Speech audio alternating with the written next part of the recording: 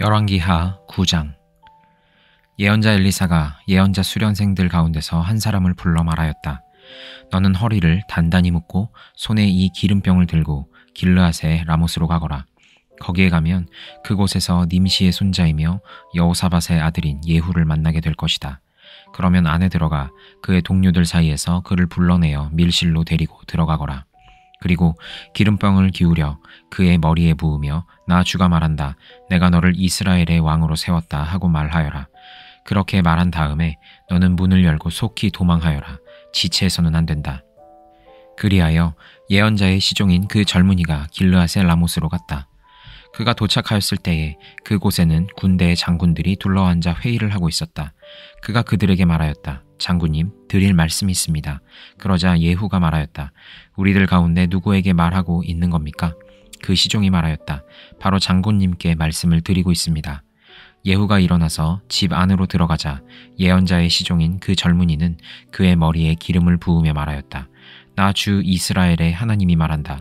내가 너에게 기름을 부어 주님의 백성 이스라엘의 왕으로 세웠다. 너는 내가 섬기는 상전 아합의 가문을 쳐라. 나는 내 종들인 예언자들의 피와 또 주님의 다른 종들의 모든 피를 이세벨에게 갚으려고 한다. 나는 아합의 가문을 모두 다 멸망시킬 것이다. 그렇다. 아합에게 속한 사람은 메인 사람이건 노인 사람이건 가릴 것 없이 남자는 누구나 이스라엘 안에서 끊어버릴 것이다. 나는 아합의 가문을 느밧의 아들 여로보암의 가문과 같이 만들고 아히야의 아들 바하사의 가문과 같이 만들 것이다. 그리고 개들이 이스라엘 땅 안에서 이세벨을 뜯어먹을 것이다. 그를 매장할 사람조차 없을 것이다. 그리고 난 뒤에 예언자의 시종인 그 젊은이는 문을 열고 도망하였다. 예후가 왕의 신하들이 있는 데로 나오자 한 사람이 그에게 물었다. 좋은 소식이었소? 그 미친 녀석이 장군께는 무슨 일로 왔었소? 예후가 그들에게 말하였다. 장군들께서도 그 사람이 누구고 그가 쓸데없이 떠들고 간 말이 무엇인지 짐작하고 있을 것이라 믿소. 그러나 그들이 말하였다. 슬쩍 넘어가지 마시오. 우리에게 사실을 말해주시오. 예후가 대답하였다. 그의 말이 주님께서 나를 이스라엘의 왕으로 기름 부어 세웠다고 말씀하시었다고 하였소. 그러자 그들은 황급히 일어나 각자 자기의 옷을 벗어서 섬돌 위 예후의 발 아래 깔고 나팔을 불며 예후께서 임금님이 되셨다 하고 외쳤다. 그리하여 님시의 손자이며 여호사밧의 아들인 예후는 요람을 칠 모의를 하게 되었다. 그때에 요람은 이스라엘 전군을 이끌고 시리아 왕 하사엘과 맞서서 길르앗의 라못을 지키고 있었다. 요람 왕이 시리아 왕 하사엘과 싸울 때 시리아 사람에게 다친 상처를 치료하려고 이스라엘로 돌아와 있을 때였다. 마침내 예후가 말하였다. 장군들이 나와 뜻을 같이 한다면 아무도 이 성읍을 빠져나가서 이스라엘에 이 사실을 알리는 일이 없도록 해주시오. 그런 다음에 예후는 병거를 타고 이스라엘로 갔다. 요람이 그곳에서 병으로 누워 있었다. 유다의 아하시야 왕은 요람을 문병하려고 벌써 거기에 와 있었다. 이스라엘의 망대 위에 서 있는 파수병이 예후의 군대가 오는 것을 보고 웬 군대가 오고 있습니다 하고 외쳤다. 그러자 요람이 말하였다. 기마병을 보내어 그들을 만나 평화의 소식이냐고 물어보아라. 그리하여 기마병은 그들을 만나러 가서 말하였다. 임금님께서 평화의 소식이냐고 물어보라 하셨소. 그러자 예후가 말하였다. 평화의 소식인지 아닌지가 너와 무슨 상관이 있느냐. 너는 내 뒤를 따르라. 파수병이 왕에게 보고하였다. 그들에게 간 전령이 돌아오지 않습니다. 그리하여 왕이 두 번째 기마병을 보내자 그가 그들에게 가서 말하였다. 임금님께서 평화의 소식이냐고 물어보라 하셨소. 그러자 예후가 말하였다. 평화의 소식인지 아닌지가 너와 무슨 상관이 있느냐. 너는 내 뒤를 따르라. 파수병이 왕에게 또 보고하였다. 그들에게 간 전령이 또 돌아오지 않습니다. 그런데 미친 듯이 말을 모는 모습이 님시의 아들 예후와 비슷합니다. 이 말을 듣자 요람은 병거를 준비하라 하고 명령하였다. 병거를 준비하니 이스라엘 왕 요람과 유다 왕 아하시야가 각각 자기의 병거를 타고 예후를 만나러 나가서 이스라엘 사람 나봇의 땅에서 그를 만났다. 요람이 예후를 보고 예후 장군 평화의 소식이요? 하고 물었다. 예후는 당신의 어머니 이세벨이 저지른 음행과 마술 행위가 극에 달하였는데 무슨 평화가 있겠소? 하고 대답하였다. 요람이 그의 손에 쥔 말곶비를 급히 돌려 도망하면서 아하시야에게 소리쳤다. 아하시야 임금님 반역이요. 예후가 힘껏 활을 당겨 요람의 등을 겨누어 쏘자 화살이 그의 가슴을 꿰뚫고 나갔다. 그는 병거 바닥에 엎드려졌다. 예후가 요람의 빛깔 시종무관에게 말하였다. 그 주검을 들고 가서 이스라엘 사람 나봇의 밭에 던지시오. 당신은 나와 당신이 그의 아버지 아합의 뒤에서 나란히 병거를 타고 다닐 때에 주님께서 그를 두고 선포하신 말씀을 그대로 기억할 것이오. 주님께서 아합에게 내가 어제 나봇과 그의 아들들이 함께 흘린 피를 분명히 보았다. 바로 이 밭에서 내가 너에게 그대로 갚겠다. 이것은 나 주의 말이다 하고 말씀하셨소. 이제 당신은 그 주검을 들고 가서 주님의 말씀대로 그 밭에 던지시오. 유다의 아하시아 왕은 이것을 보고 벳 하간으로 가는 길로 도망하였으나 예후가 그의 뒤를 추적하여 저 자도 죽여라 하고 외치니 이블르암 북은 구르 오르막길에서 예후의 부하들이 병거에 타고 있는 아하시아를 찔러 상처를 입혔다.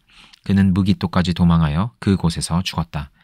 그의 부하들이 그를 병거에 실어 예루살렘으로 운반하고 그를 다윗성에 있는 그의 조상들의 묘지에 함께 장사 지냈다. 아합의 아들 요람 왕 제11년에 아하시아가 유다를 다스리는 왕이 되었다. 예후가 이스라엘에 이르렀을 때에 이세벨이 이 소식을 듣고 눈 화장을 하고 머리를 아름답게 꾸미고는 창문으로 내려다보았다. 예후가 문 안으로 들어오자 이세벨이 소리쳤다. 제 주인을 살해한 시므리 같은 자야. 그게 평하냐? 예후가 얼굴을 들어 창문을 쳐다보며 소리쳤다.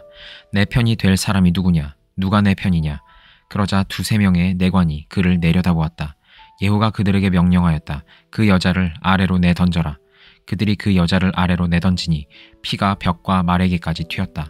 예후가 탄 말이 그 여자의 주검을 밟고 지나갔다. 예후가 궁으로 들어가서 먹고 마시다가 말하였다. 이제 저 저주받은 여자를 찾아다가 장사를 지내주어라. 그래도 그 여자는 왕의 딸이었다. 그들이 그 여자를 장사 지내 주려고 찾아 나섰으나 그 여자의 해골과 손발 밖에는 아무것도 발견할 수가 없었다. 그들이 돌아와서 그에게 그렇게 보고하니 그가 말하였다. 주님께서 주님의 종 디셉 사람 엘리야를 시켜서 말씀하신 대로 이루어졌다. 주님께서 말씀하시기를 이스라엘의 밭에서 개들이 이세벨의 주검을 뜯어먹을 것이며 이세벨의 주검은 이스라엘에 있는 밭의 거름처럼 될 것이므로 이것을 보고 이세벨이라고 부를 사람은 아무도 없을 것이다 하셨는데 그대로 되었다. 디모데전서 6장. 종의 멍에를 메고 있는 사람은 자기 주인을 아주 존경할 분으로 여겨야 합니다. 그렇게 하여야 하나님의 이름과 우리의 가르침에 욕이 돌아가지 않을 것입니다. 신도인 주인을 섬기는 종들은 그 주인이 신도라고 해서 가볍게 여겨서는 안 됩니다. 오히려 주인을 더 잘 섬겨야 합니다. 왜냐하면 이러한 섬김에서 이익을 얻는 이들이 동료 신도요 사랑하는 사람이기 때문입니다.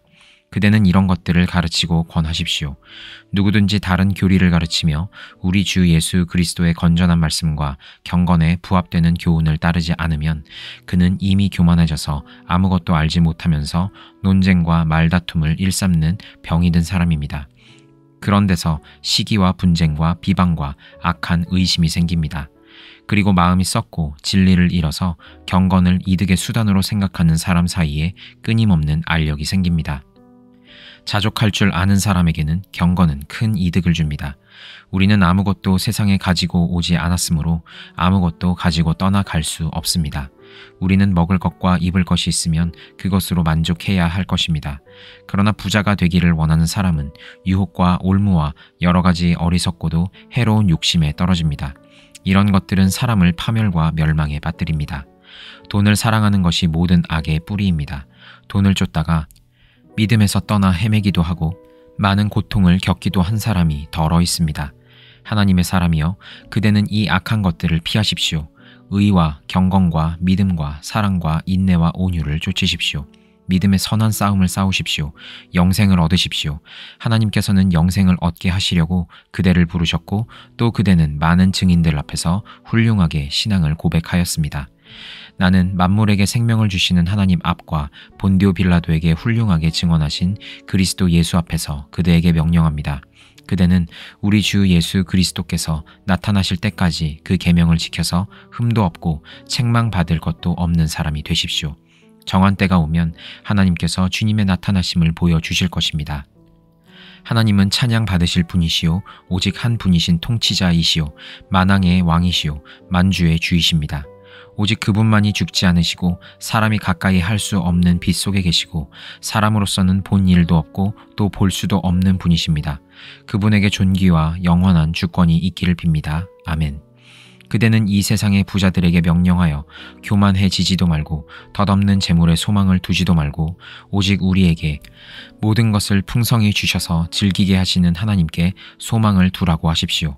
또 선을 행하고 좋은 일을 많이 하고 아낌없이 베풀고 즐겨 나누어 주라고 하십시오.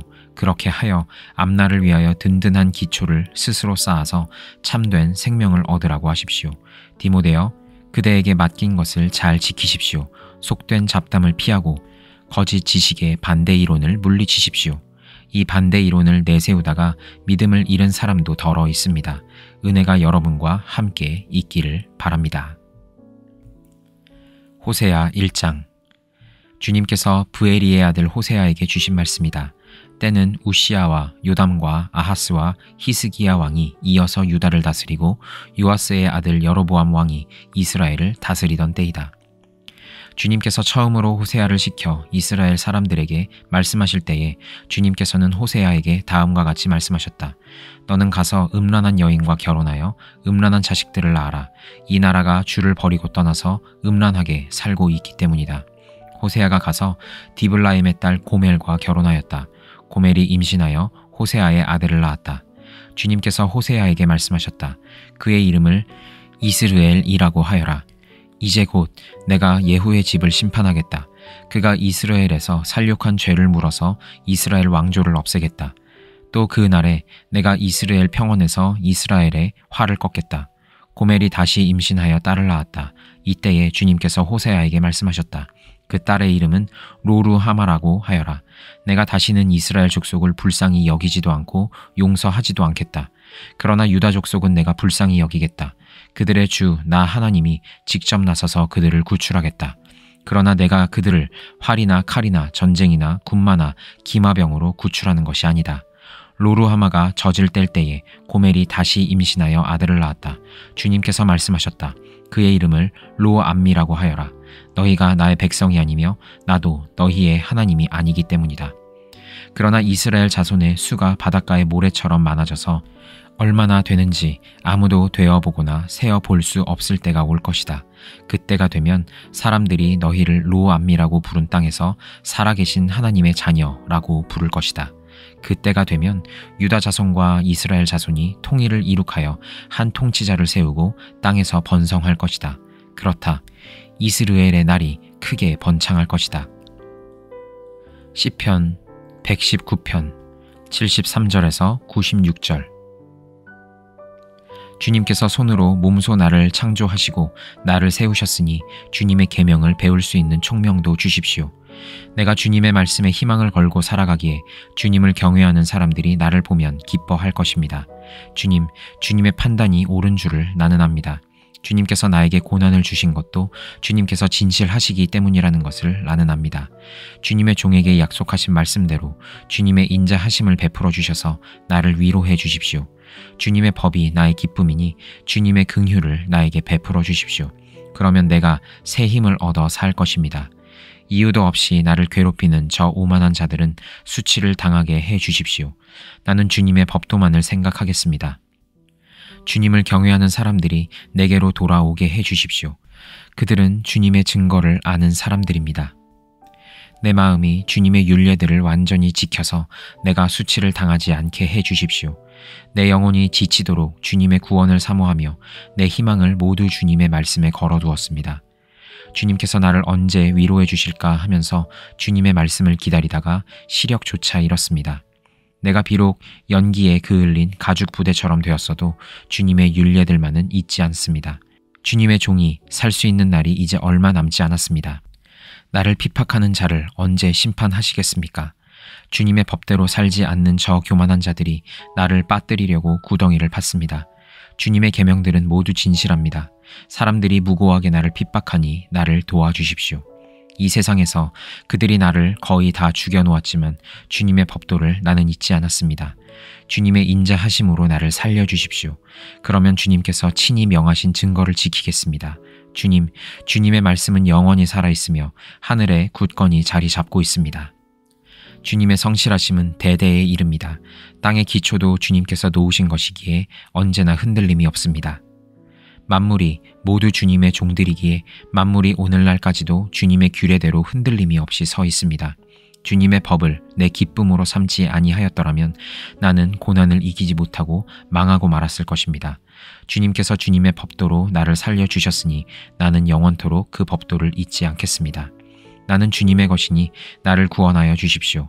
나는 열심히 주님의 법도를 따랐습니다. 악인들은 내가 망하기를 간절히 바라지만 나는 주님의 교훈만을 깊이 깊이 명심하겠습니다. 아무리 완전한 것이라도 모두 한계가 있다는 것을 알았습니다. 그러나 주님의 계명은 완전합니다.